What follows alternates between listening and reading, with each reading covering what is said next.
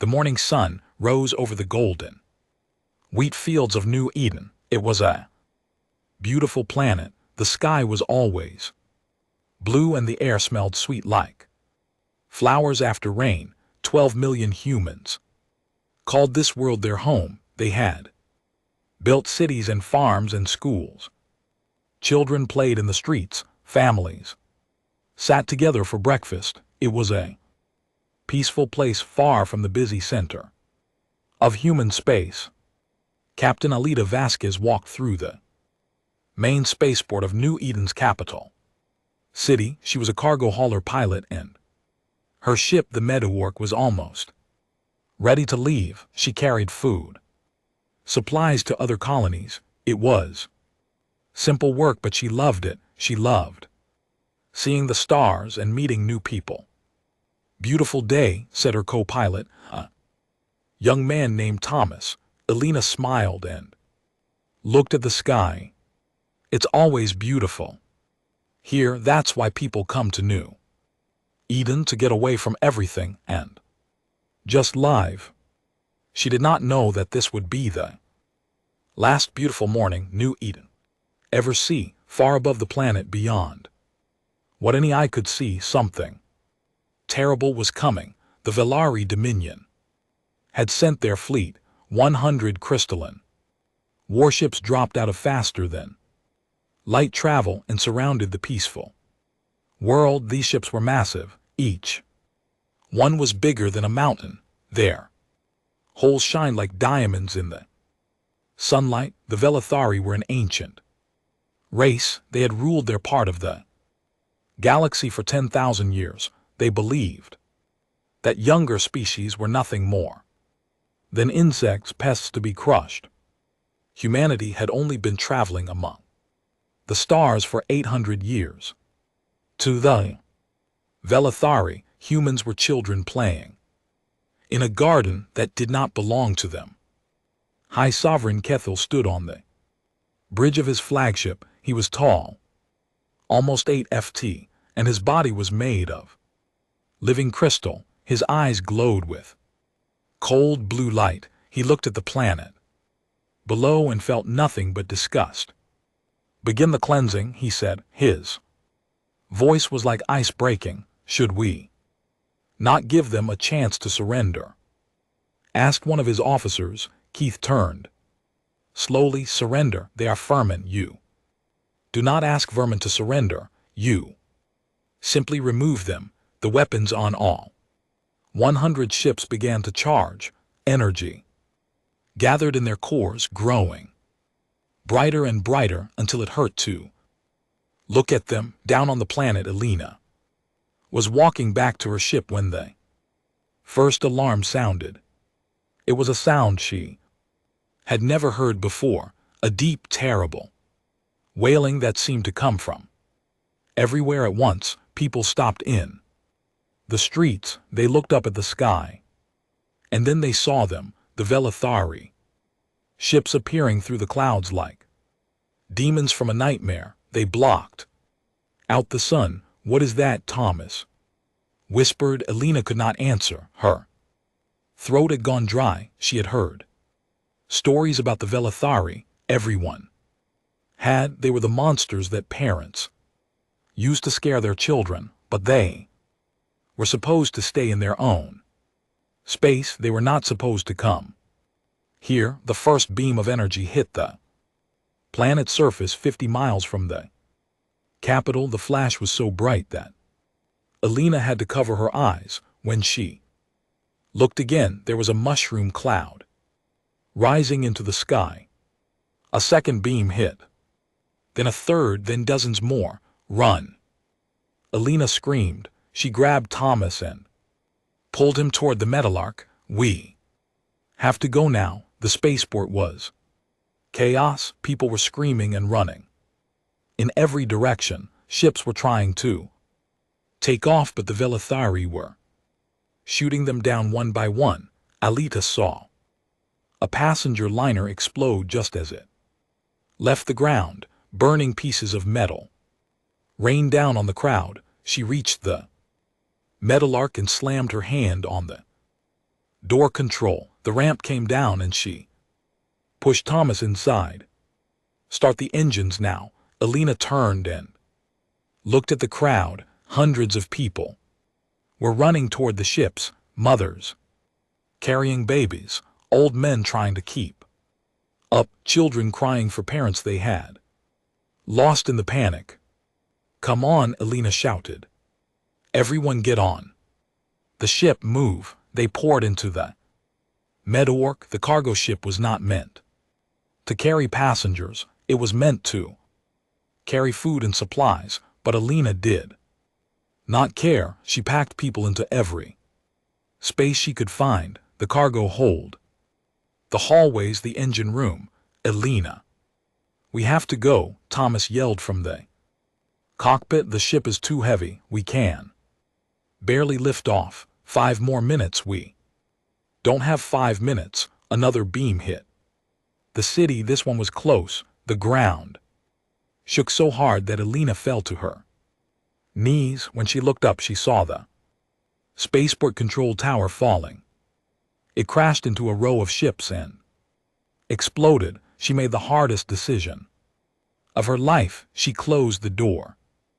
Outside, people were still running toward the ship. They were banging on the hall, begging to be let in. Alina could hear their screams. She would hear them for the rest of her life. Go, she said to Thomas. Her voice was barely a whisper. Get us out of here. The Meadowlark rose into the sky. Through the cockpit window, Alina watched New Eden die. The Velithari ships moved across the planet like farmers burning a field. They were systematic, thorough. They did not miss anything. Cities vanished. Balls of fire, forests turned to ash. The oceans boiled. 12 million people lived on New Eden that morning. By sunset, the planet was nothing but a ball of glass and smoke. Alina flew as fast as she could. She expected the Velithari to chase her, to shoot her down like they had shot down all the other ships, but they did not. She did not understand why until later. They wanted a witness. They wanted someone to tell the galaxy what they had done. The Meadowlark carried 847 survivors out of 12 million people. Only 847 made it off the planet. Alina counted them herself. She walked through her ship and looked at every face. She saw the shock in their eyes, the grief, the disbelief. A little girl sat alone in the corner of the cargo hold. She was maybe 6 years old. Her face was covered in dust and tears. Where are your parents? Alina asked. Gently, the girl just shook her head. Alina sat down next to her and held her hand. She did not have words. There were no words for something like this. 3 days later, the Meadowlark reached the nearest human station. The news had already spread. Every screen in the galaxy was showing the same thing. High Sovereign Kethal had sent a message to the Galactic Concord, the alliance of 47 spacefaring species that was supposed to keep peace in the galaxy. His face appeared on screens across 1,000 worlds. His crystalline features showed no emotion. His voice was calm, almost bored. Let this be a lesson to humanity and to all young species who think they can expand without limit. New Eden is gone. Its people are dead. This is what happens when vermin forget their place. Humanity's expansion ends here. If they resist, if they seek revenge, their home world will follow. This is not a threat. It is simply the natural order of things. The message ended. The galaxy held its breath. Alina watched the message in a small room on the station. Officials had separated her from the other survivors to ask her questions. They wanted to know everything, what she saw, what she heard, what she recorded. The Meadowlark sensors had captured Everything, every weapon, every beam of fire that fell on New Eden, Alina had saved the data without even thinking about it. Now it was the most important evidence in the galaxy. What will happen now? She asked the official who interviewed her. He was a tired old-looking man with gray hair. He had been crying recently. She could see the redness in his eyes. I don't know, he said. Honestly, the conquered species are telling us to negotiate to appease the Velithari. They say we cannot win a war against them. Appease them. Alina's voice rose. They killed 12 million people. They killed children. They burned an entire world. I know. The man looked down at his hands. But the Velari have destroyed civilizations before. Species that try to fight back are now extinct. The conquered has seen it happen. They are afraid. Alina stood up. Her whole body was shaking. So that's it. We just accept this. We let them murder our people and do nothing. The man did not answer. He did not have an answer to give. Alina walked out of the room. She walked through the station until she found a window that looked out into space. She stood there for a long time, staring at the stars. Somewhere out there, the Velari were celebrating. They thought they had won. They thought humanity would break and bow down like all the other species they had terrorized. They did not know humans. They did not understand what they had done. Alina made a promise to herself.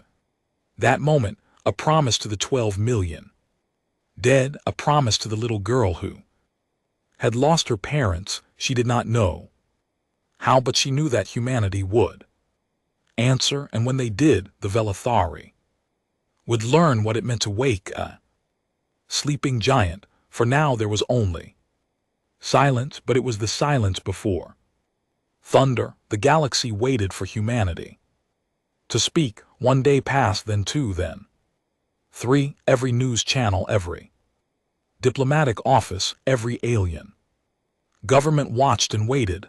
They expected tears. They expected fear. They expected humanity to beg for mercy. But humanity said nothing. The conquered ambassadors grew nervous. They sent messages to Earth asking for meetings. They wanted to help humanity negotiate. They wanted to teach humans how to survive against the Velithari.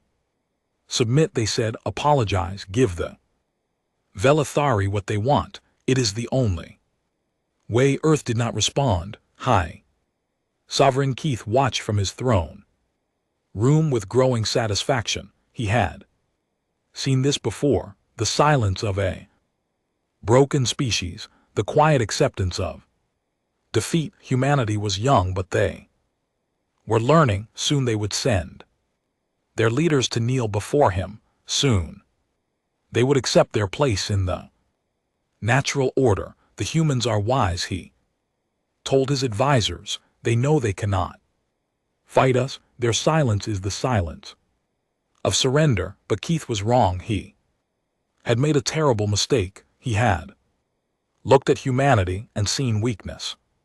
He had seen their peaceful colonies, their trading ships, their smiling families. He had not looked deeper. He had not studied their history. If he had, he would have known that humanity's silence was not surrender. It was preparation. Deep beneath the surface of Earth, in a bunker that had existed for 500 years, Fleet Admiral Marcus Chen sat at the head of a long table. Around him were the most powerful military leaders in human space, admirals, generals, intelligence chiefs. They had been meeting for 3 days straight. They had not slept. They had barely eaten. On the wall behind them was a picture of New Eden, the planet as it had been, green and beautiful and full of life. Below the picture were numbers: 12 million dead, 847 survivors. Admiral Chen was 60 years old. His hair was gray and his face was lined with the weight of hard decisions. He had spent his whole life preparing for a war he hoped would never come. Now it was here. "Show me the final count," he said. Young officer pressed a button and a holographic display appeared above the table. It showed a map of human space. And on that map, thousands of tiny dots began to appear, more and more of them, spreading across every system humanity controlled. "As of this morning," the officer said, "we have 500,000 warships ready for deployment." The room was silent. Even the admirals who had known the number still felt the weight of it. 500,000. For centuries, humanity had told the galaxy that their military was small, defensive, peaceful. They had shown they conquered a few hundred patrol ships, some orbital defense platforms, nothing more. The galaxy had believed them. Why would humans lie? They seemed so friendly, so harmless, but humanity remembered its own history. They remembered the wars they had fought against each other. They remembered the empires that had risen and fallen on Earth. They remembered the lesson that their ancestors had learned. In blood, never show your true strength until you need it. So they had built in secret. Every asteroid that was mined also became a shipyard. Every colony that was founded also became a fortress. Every peaceful trading company also manufactured weapons. Humanity has smiled and waved at the galaxy while building the largest military force in history. The Velari have 300,000 ships. Admiral Chen said, "Each one is bigger than ours. Their weapons are more powerful. Their shields are stronger." He paused and looked around the table. "But we have more ships and we have something they have never faced before." He put his hand on his chest. "We have reason to fight." Woman at the end of the table spoke up.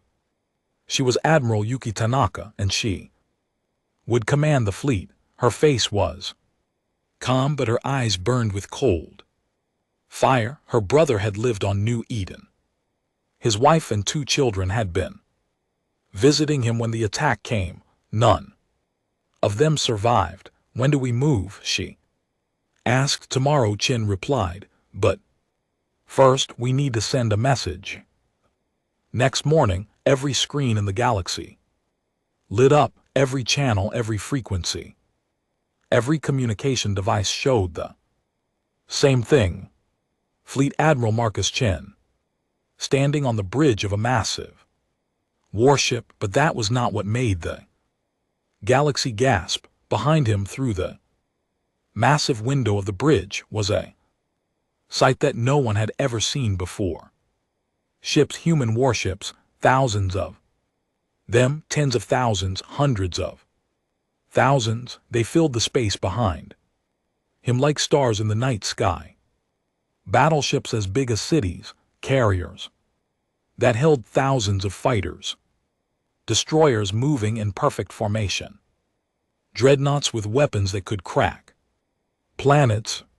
500,000 warships, all of them pointed in one direction, toward Velari space. Admiral Chen looked into the camera. His voice was calm and steady, but there was something in it that made even the bravest warriors feel a chill. "To the Velathari Dominion," he said, "you killed 12 million of our people.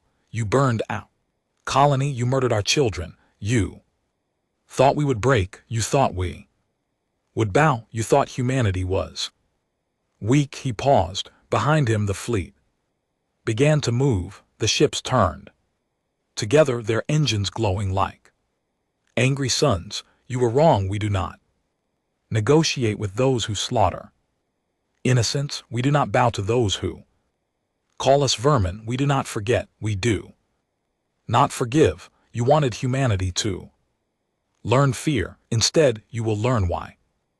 Earth's history is written in the ashes of those who made the mistake you just made. You will learn why every species that has ever tried to destroy us has failed. You will learn what happens when you touch our families.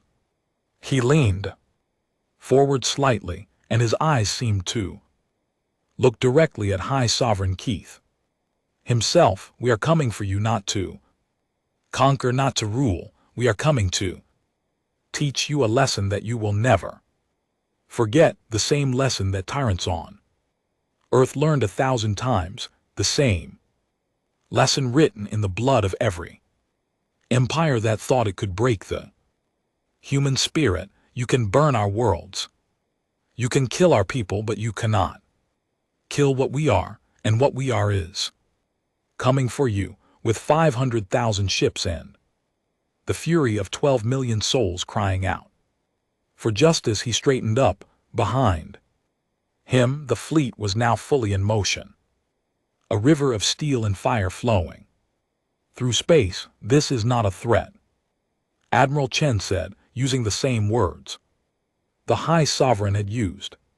It is simply the natural order of things. The transmission ended.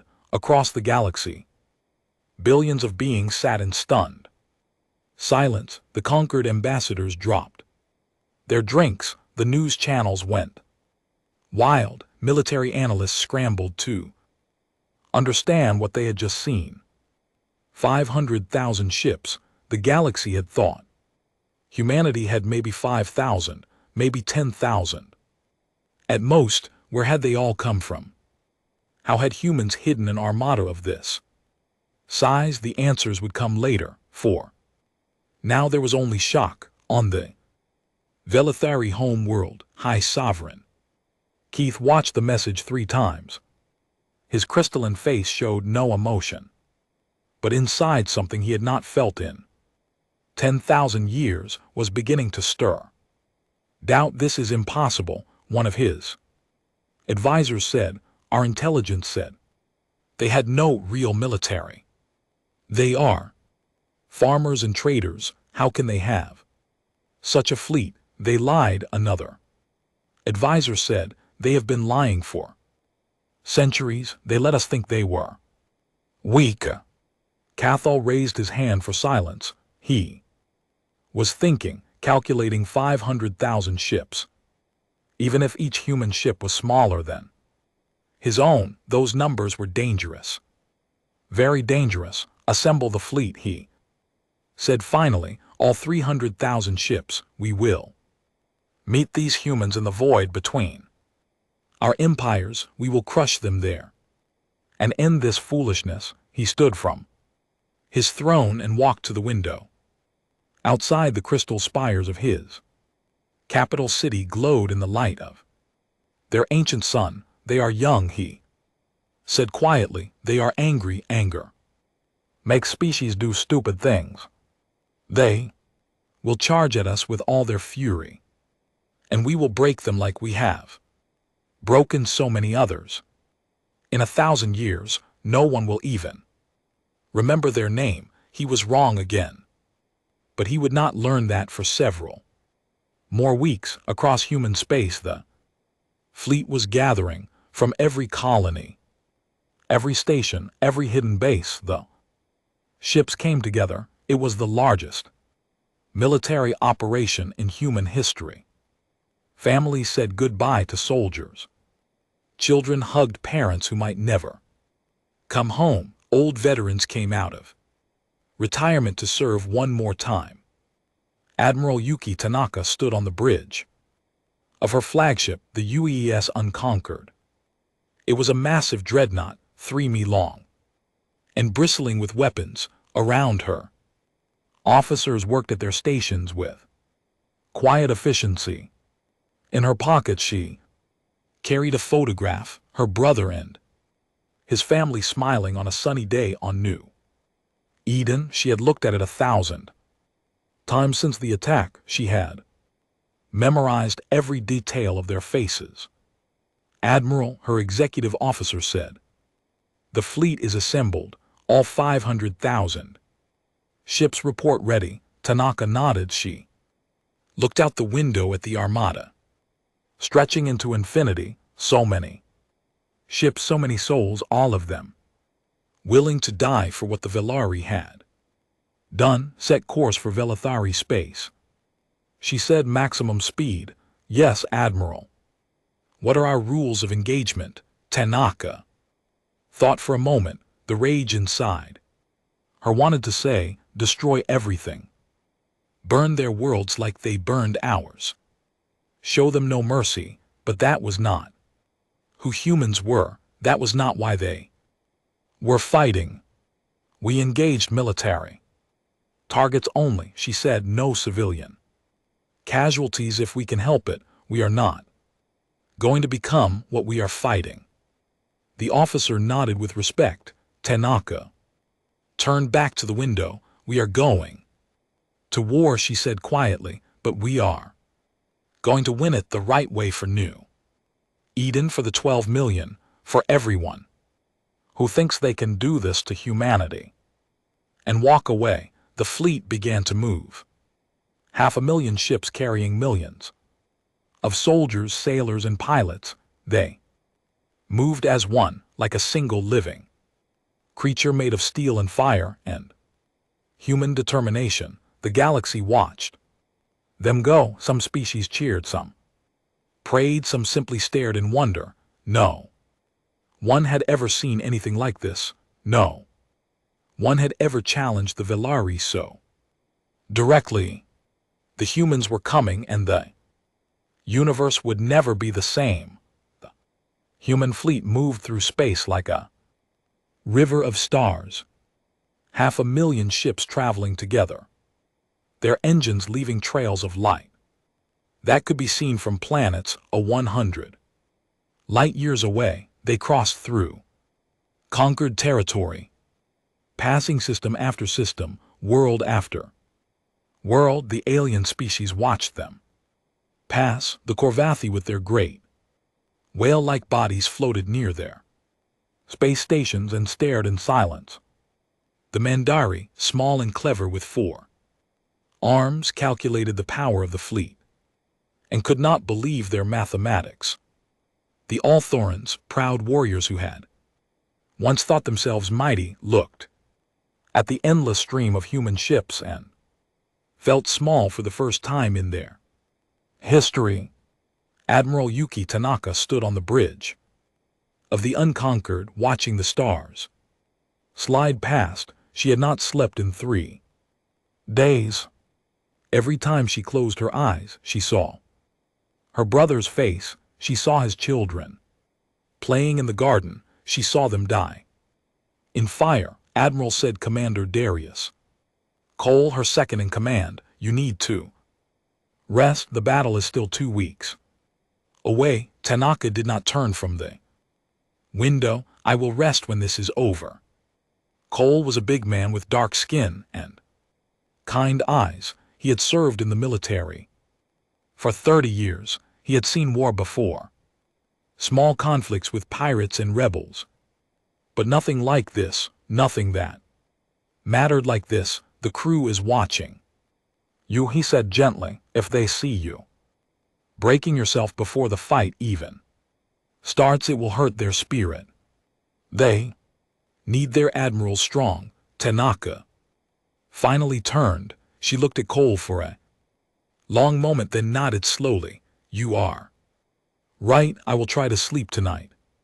Thank you, Admiral. She walked toward the door, then stopped. Darius, how do you do it? How do you stay so calm? You lost friends on New Eden too. Cole was quiet for a moment. I'm not calm, he said. I am angry, more angry than I have ever been in my life. But anger is like fire. It can warm you or it can burn you. I choose to let it warm me, to give me strength. If I let it burn me, I will make mistakes, and I cannot afford mistakes. Not now, not when so many people are counting on us. Tanaka nodded. Wise words, my grandmother used.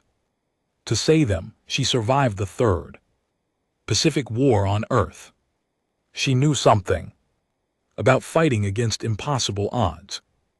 Tanaka almost smiled. I hope I get to meet her someday. She would like you. Admiral, she always respected people who did not give up. Tanaka left the bridge and walked through the ship. Unconquered was like a city. It had hospitals and kitchens and recreation rooms. Thousands of people lived aboard, each one with their own story, their own reasons for being here. She passed a group of young soldiers sitting in a hallway cleaning their weapons. They jumped to attention when they saw her, but she waved them back down. As you were, she said, what are your names? Private James Wong, Admiral. Private Sarah Mitchell. Private Ahmed Hassan. Tanaka looked at their young faces. They could not be older than 20. Children. Really? Children who had signed up to die if necessary. Why did you join this mission? She asked. Wong spoke first. My cousin lived on New Eden. She was a teacher. She taught little kids how to read. His voice cracked slightly. She was the kindest person I ever knew. Mitchell nodded. I did not know anyone there, but I saw the videos. I saw what they did. I could not sit at home and do nothing. Hassan held up his rifle. My father told me that when evil happens and good people do nothing, evil wins. I am not going to let evil win. Tanaka felt something warm in her chest. Pride. Hope. These young soldiers understood what they were fighting for. Not conquest, not glory, justice. Your families would be proud of you, she said. I am proud of you. Whatever happens in the coming weeks, remember that we fight for something that matters. We fight for the 12 million. We fight for every species the Velithari have ever crushed. We fight because it is right. She moved on, leaving the soldiers with renewed determination in their eyes. Meanwhile, the fleet was not moving. Through empty space, Velithari scouts had been tracking them since they left human territory, small fast ships that stayed at the edge of sensor range. Watching and reporting. High Sovereign Keith received updates every hour. He sat in his war room surrounded by holographic displays showing the human fleet position. His commander stood around him waiting for orders. They come straight at us without hesitation. They are fools. Another replied, no species has ever attacked the Dominion directly. They do not understand what they face. Keithall said nothing. He was studying the human formation. It was unusual. The ships did not fly in the rigid patterns that other species used. They moved in flowing groups that seemed almost random but always maintained perfect coordination, like a school of fish or a flock of birds. Send a patrol to test them, he said finally. 50 ships. I want to see how they fight. 50 ships against 500,000, my lord. They will not engage 50 ships with their entire fleet. They will send a small force to respond. I want to see that force. I want to understand how humans fight before the real battle begins. Patrol was sent. 50 crystalline warships, each one crewed by veteran warriors who had destroyed entire civilizations. They moved to intercept the human fleet at the edge of the Narathis system. Admiral Tanaka was on the bridge when the alert came. Contact the sensor officer reported. 50 Velithari vessels bearing 27 Mark IV. They are moving to intercept 50 ships. Call frowned. That is not an attack force. That is a probe. They want to test us, then let us give them something to think about. Tanaka. Study the tactical display. Send the 7th Scout Group 100 destroyers. Tell them to engage and destroy. Cole raised an eyebrow. 2-1 odds. Against Velithari ships, that is still risky, I know, but I want the Velithari to see something. I want them to see that we are not afraid, that we will meet them head-on no matter the cost. The 7th Scout Group broke away from the main fleet, 100 human destroyers, smaller and faster than the massive Velithari warships. They accelerated toward the enemy patrol at full speed. Commander Lin Wei led the group from her ship, the Swift Justice. She was young. For a commander, only 32, but she had graduated top of her class at the military academy. This would be her first real battle. All ships weapons free, she ordered. Remember your training. Target their shield generators.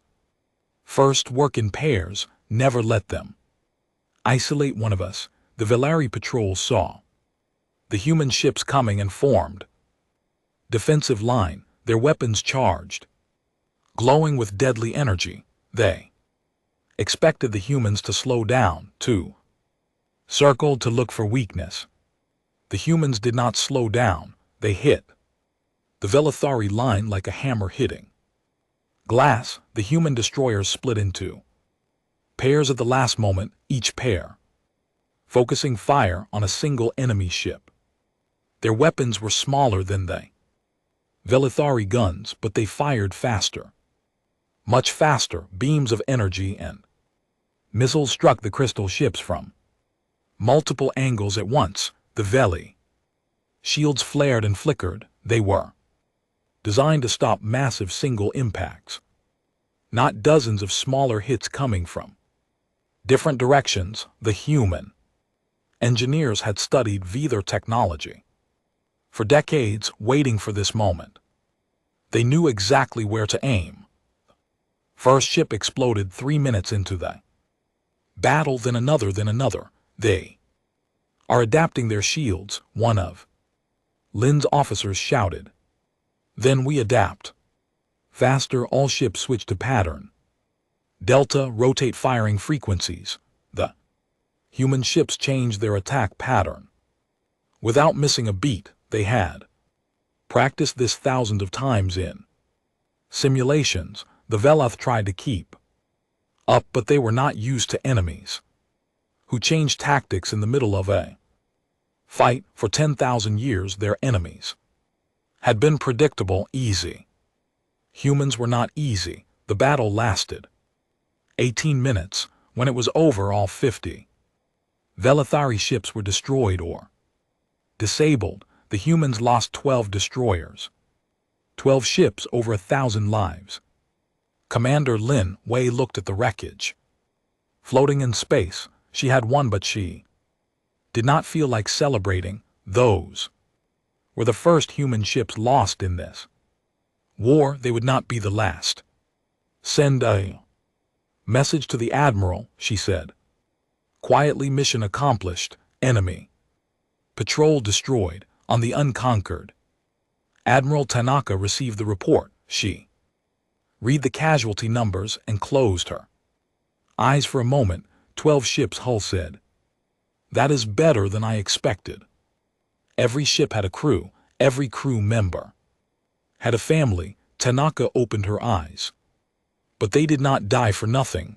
The Velithari just learned something important. What is that, Admiral? They learned that their shields can be broken. They learned that humans do not fight the way other species fight. She looked at the tactical display where the human fleet continued its march toward Velari space, and when we meet their main fleet, they will learn even more. In his war room, High Sovereign Keith received the news of the patrols destruction. For a long moment he said nothing. His commanders stood in uncomfortable silence. Finally he spoke. They lost 12 ships to destroy 50. Of ours, that is a ratio of 4-1 in their favor, my lord. They had twice as many ships. The numbers I can do. Mathematics, Keith said coldly. Even if we account for numbers, they performed better than any species we have ever faced. Their tactics were unconventional. Their coordination was remarkable. They adapted to our defenses. In real time, he stood and walked to the main display, which showed the human fleet still moving toward his empire. I have ruled for 10,000 years because I do not underestimate my enemies. I will not start now. He turned to his commanders. Assemble the full fleet, 300,000 ships. We will meet them at the gate at the edge of our space, and we will not hold anything back. Yes, my lord, we will crush them. Keith did not respond. For the first time in a very long time, he was not certain of victory. The humans had surprised him once. He would make sure they did not surprise him again. But deep down, in a place he would never admit existed, a small voice whispered a warning. These humans were different.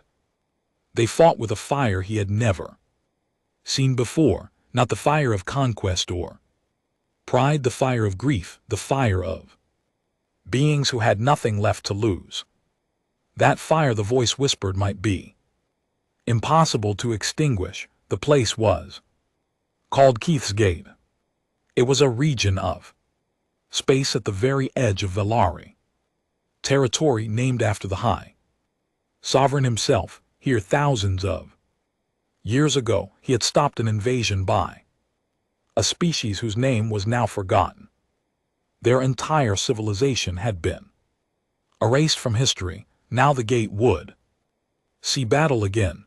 Admiral Yuki Tanaka stood on the bridge of the Unconquered and looked at the enemy fleet through the main display. 300,000 Velithari warships hung in space like a wall of crystal and death. Each ship was bigger than any human vessel. Each one carried weapons that could destroy cities with a single shot.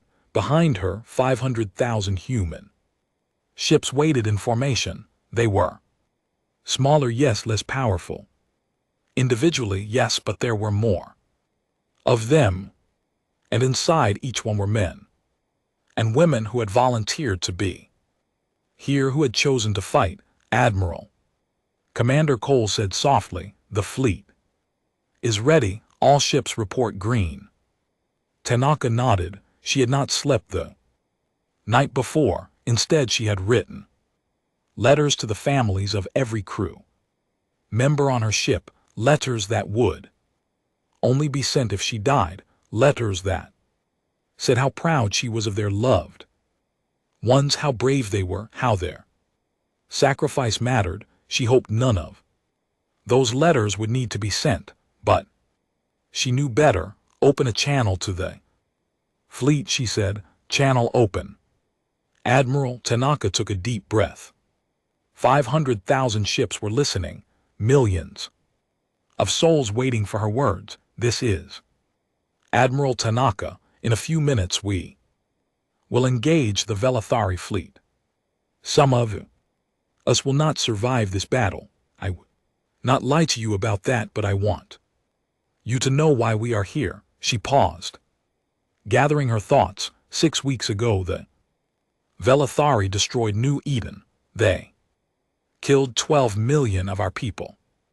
Mothers, fathers, children, teachers, doctors, farmers, people who had done nothing wrong, people who just wanted to live their lives in peace. The Velithari thought we would do nothing. They thought we would accept it. They thought we were weak. Today we prove them wrong. We are not here for revenge. We are not here to become the monsters they are. We are here because some things cannot be forgiven. We are here because the galaxy needs to know that humanity will not bow to tyrants. We are here for the 12 million who cannot fight for themselves. Fight hard.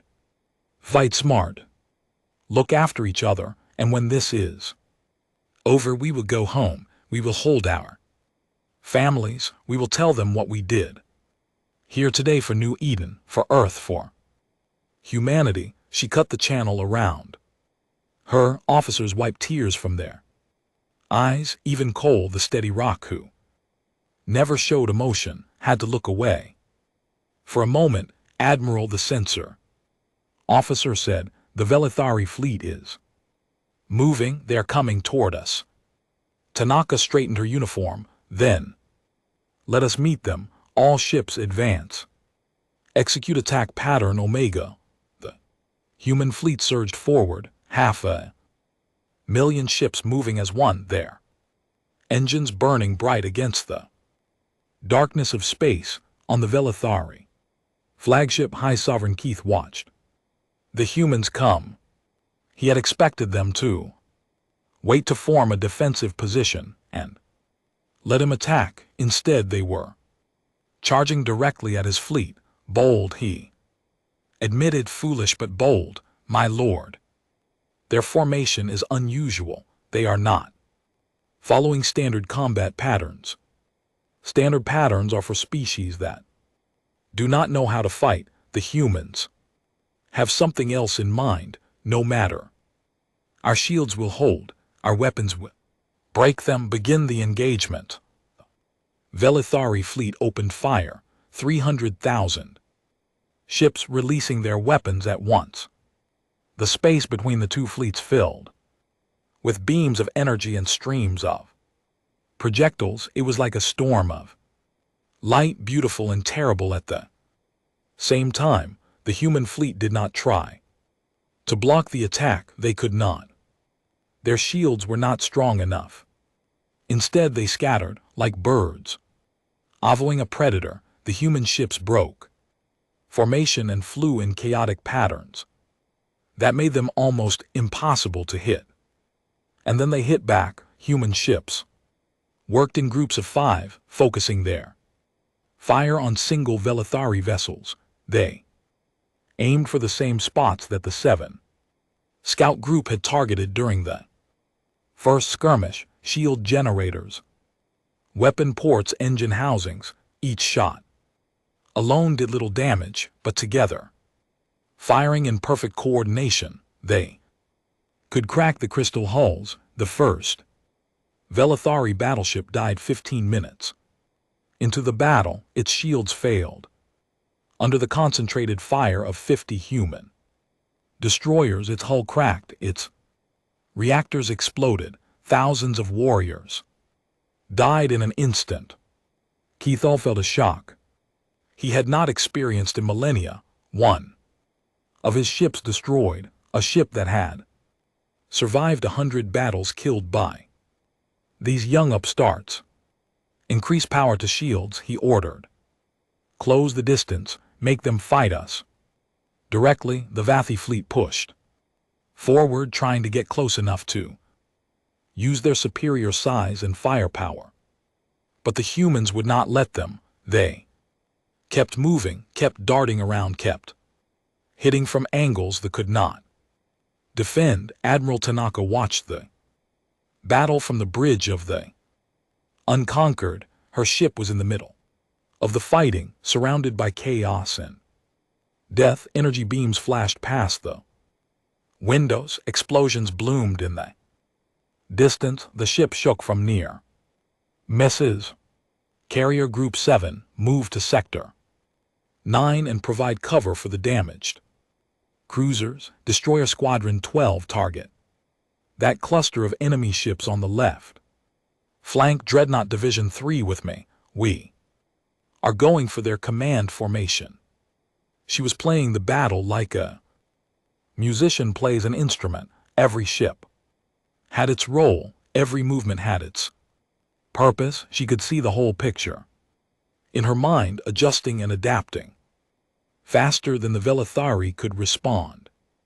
Commander Cole stood beside her, relaying orders to the fleet. His voice was calm, but his heart was pounding. He had never seen anything like this. The scope of it, the violence of it, ships dying by the dozen every minute.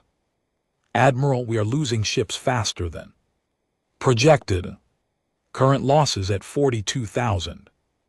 I know Tanaka's face was hard as stone. But look at them, look at the Velithari. They are losing faster, it was true. The human tactics were working, the Velari. Ships designed to fight enemies who stood still and traded fire could not handle opponents who moved like water. For every human ship destroyed, 2 or 3 Velithari vessels died, but it was not enough, not yet. Cole signaled the unconquered battle group, we are going to do something crazy. Admiral, we are going to ram their flagship. Cole stared at her. Admiral, that is suicide. No, it is strategy. Tanaka pointed at the display. Their flagship is the center of their formation. Keithal is on that ship. If we can take him out, their fleet will lose coordination. They will panic. But if we ram them, we will not ram with the whole ship. We will get close, punch through their shields and board them. Human soldiers fighting Velithari warriors hand to hand inside their own flagship. Cole was silent for a long moment, then slowly he nodded. The Marines have been training for close combat since the war started. They have been waiting for a chance like this. Then give them their chance. Signal the battle group. We move in 5 minutes. Unconquered and 30 other ships broke away from the main battle. They pushed toward the center of the Velithari formation where Cathral's flagship dominated the battlefield. Velithari ships tried to stop them, but the human vessels were too fast, too coordinated. They danced through the enemy fire like shadows. Keith saw them coming.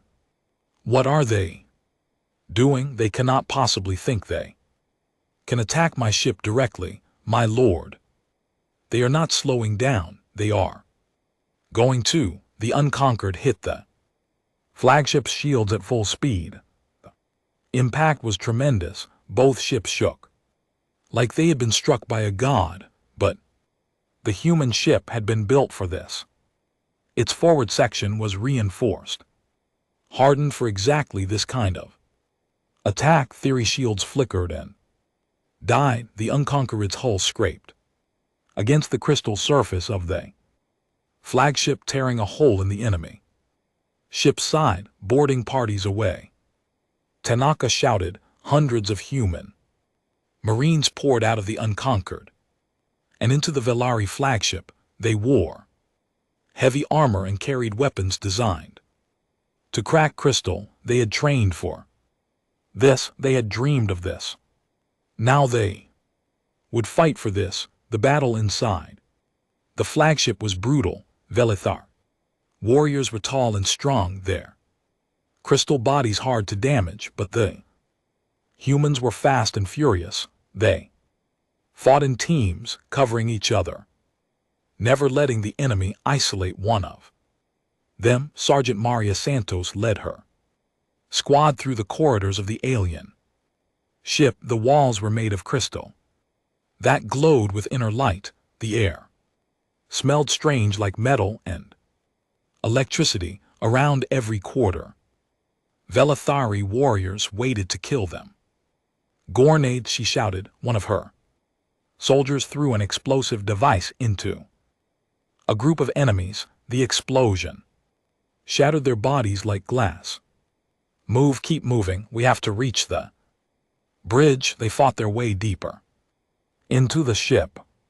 They lost soldiers with every corridor, every room, but they kept going. They would not stop. They could not stop. High Sovereign Keith heard the fighting getting closer to his throne room. He stood from his command chair and picked up a weapon he had not used in 3,000 years, a blade made of perfect crystal, sharp enough to cut through anything. They dare to enter my ship, he said. They dare to challenge me in my own home. These humans are more than fools, they are mad. The doors to the throne room exploded. Human soldiers poured in, firing their weapons. Cathral's personal guards fell, one by one, and then there was only him, standing alone against the invaders. Sergeant Santos stepped forward. Her armor was damaged. Her squad was down to 5 soldiers, but her eyes were clear and cold. High Sovereign Keith, she said, your fleet is dying. Your ship is ours. Surrender and we will spare your life. Keith laughed. It was a cold, terrible sound. Surrender. I have ruled for 10,000 years. I have destroyed civilizations. I have crushed species so thoroughly that the galaxy forgot they ever existed, and you think I will surrender to vermin? He raised his blade. Come then, human, let us see what you are made of. Santos raised her rifle. I am made of the same thing as the 12 million people you murdered.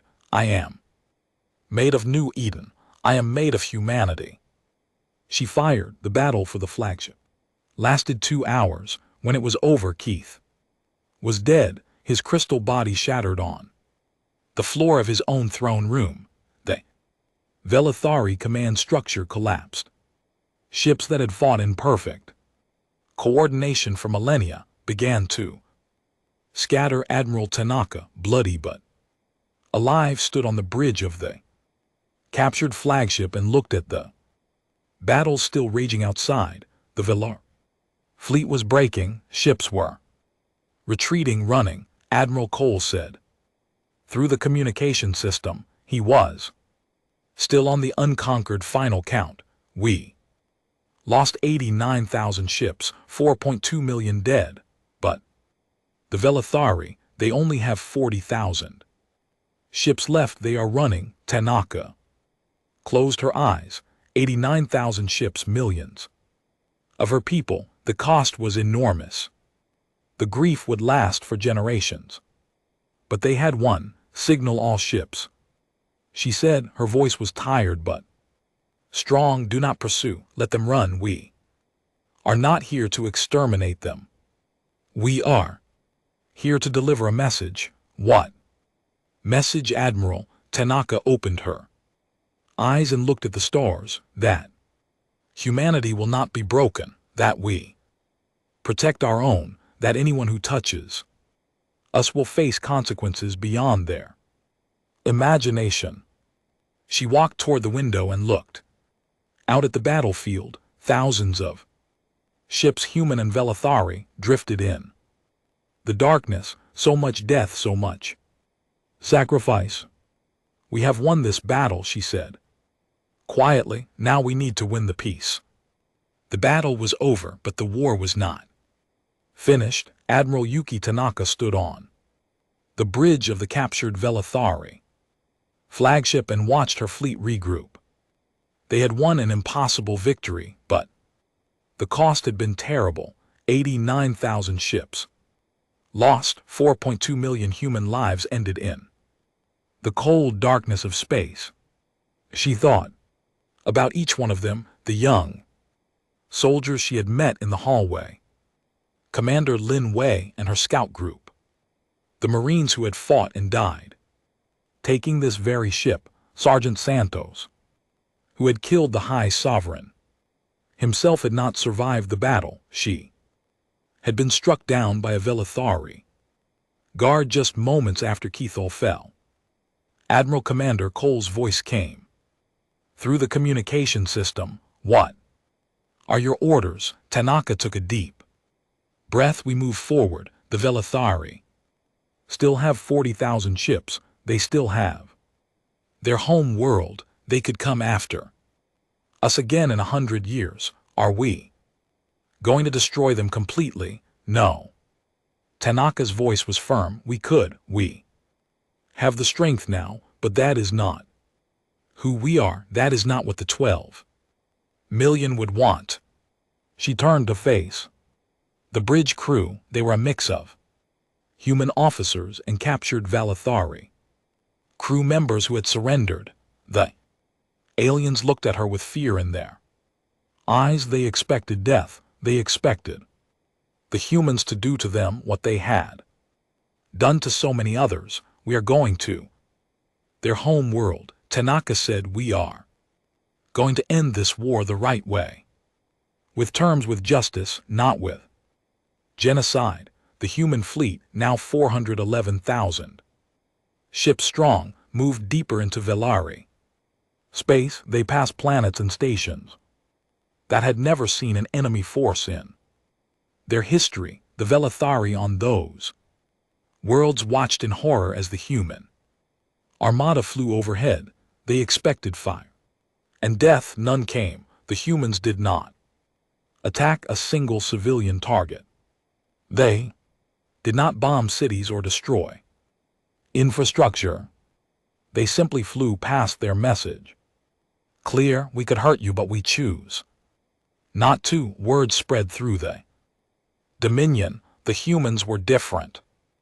They were not like the Velithari. They did not kill for pleasure or power. They killed only when they had to. 2 weeks after the battle, the human fleet reached the Velithari home world. It was called Kathra Prime, a beautiful planet of crystal spires and ancient cities.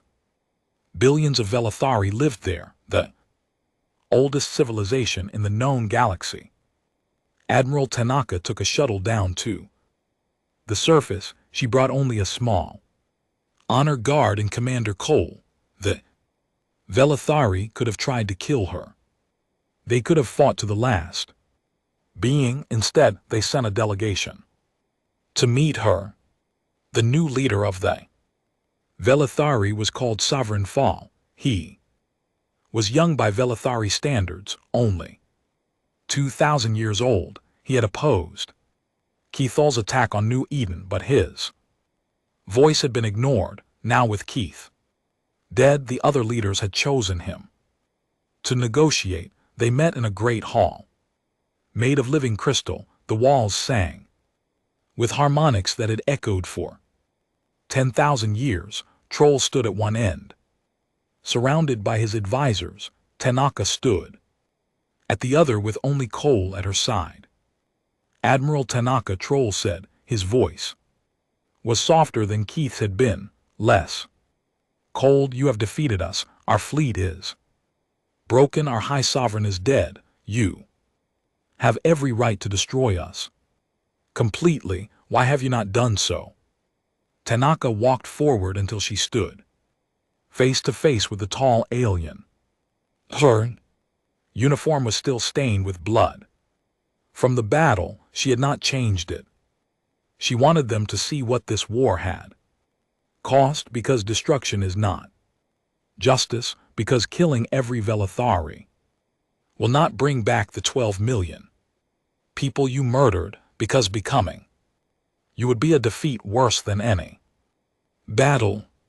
The tilted his head. I do not understand. In our history, the strong destroy the weak. This is the natural order. It is not our order. Humans have fought many wars. We have seen what happens when vengeance has no limit. We have seen civilizations burn because hatred could not be contained. We have learned painfully that there must be another way. She reached into her pocket and pulled out a small device. She activated it and a holographic image appeared between them. It showed New Eden as it had been before the attack: the golden wheat fields, the blue sky, the children playing in the streets. 12 million people lived on this world, Tanaka said. They were farmers and teachers and doctors. They had families, and your High Sovereign murdered them all because he thought they were vermin. Pharaoh looked at the image for a long moment. He said nothing. I did not support the attack, he said finally. I argued against it. Keith would not listen. He believed humanity was weak, that you would accept this defeat and bow to us. He was wrong. Yes, he was wrong. met her eyes. What are your terms? Admiral, what do you want from us? Tanaka lowered the holographic image. First, full reparations to the survivors of New Eden. Financial support for every person who escaped, aid in rebuilding their lives. Agreed. Second, withdrawal from 3 systems along our border. These systems will become neutral zones, belonging to neither humanity nor the Dominion. Agreed. Third, Tanaka's voice grew harder. Monument on this planet here in your capital city, a monument bearing the names of every human killed on New Eden. Every man, every woman, every child, so that your people will remember what was done, so that they will never forget the cost of arrogance. Fael was silent for a long moment. Monument on the Velithari home world. Honoring human dead, it was a humiliation beyond anything his people had ever experienced. They had built monuments to their own victories, not to the suffering of their enemies. But they had lost. They had started a war they could not finish, and now they had to pay the price. Agreed, he said, quietly. And finally Tanaka said, a promise, a vow spoken before the entire galaxy, that the Velithari will never attack a human world again, that if anyone harms our people, they will face the same fate your fleet faced at the gate. Not vengeance, not genocide, but overwhelming response until the threat is ended. Fael nodded slowly. You ask us to change who we are. For 10,000 years we have dominated through fear. You ask us to live differently. I ask you to live better. Tanaka's voice softened slightly. You are not evil, Sovereign. Your people are not evil, but you followed a leader who made terrible choices that cost millions of lives on both sides. You can choose a different path now, or you can wait for another species to rise up and do to you what we could have done. Negotiations lasted 3 days. In the end, the Velari agreed to every term. They had no choice. Their fleet was broken, their leader dead, their pride shattered, but something else happened. During those 3 days, something unexpected. The Velari began to talk to the humans, not as enemies but as curious strangers. They asked questions about human history, about human art, about human families. They learned that the species they had dismissed as vermin had a rich culture of their own, poetry and music and stories that stretched back thousands of years. And the humans learned about the Velithari. They learned that beneath the cold crystal exterior were beings capable of love and loyalty and even regret. They learned that many Velithari had opposed the attack on New Eden, that there were voices of reason even in the ancient Dominion. The war ended not with hate, but with the first fragile seeds of understanding. 1 year later, Admiral Yuki Tanaka returned to human space. She had been promoted to Fleet Admiral, the highest rank in the military, but she did not feel like celebrating. The war had taken something from her that she could never get back: her certainty, her peace. She had one more duty to perform. The planet had been renamed Remembrance. Once it was a dead world, empty and lifeless. Now it was being transformed into a garden. Trees were being planted. Lakes were being filled. The survivors of New Eden had chosen to rebuild here to create something beautiful from their pain. Admiral Tanaka walked through the memorial park at the center of the main settlement. The park was not yet finished, but its shape was clear. Paths wound through gardens that would someday bloom with flowers. At the center was a Great wall of black stone, and on that wall were names, 12 million names, every person who had died on New Eden. She found the name she was looking for, her brother, his wife, his 2 children. She traced the letters with her finger and felt tears running down her face. I am sorry, she whispered. I am sorry I could not save you. I am sorry it took so long to bring justice, but we did it. Velathari know what they did. The galaxy knows what happened. Your names will never be forgotten. She stood there for a long time, alone with her grief. Finally, she heard footsteps behind her. She turned and saw Captain Elena Vasquez walking toward her. Elena, who had escaped New Eden on the Metal-Ark. Elena, who had started all of this by surviving, by bringing the truth to the galaxy.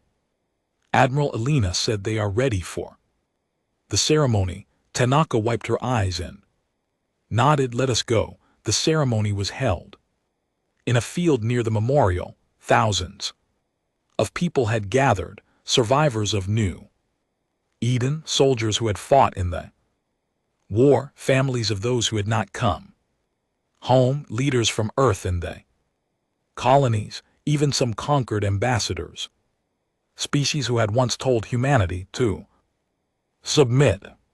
Admiral Tanaka stood on a small platform and looked out at the crowd.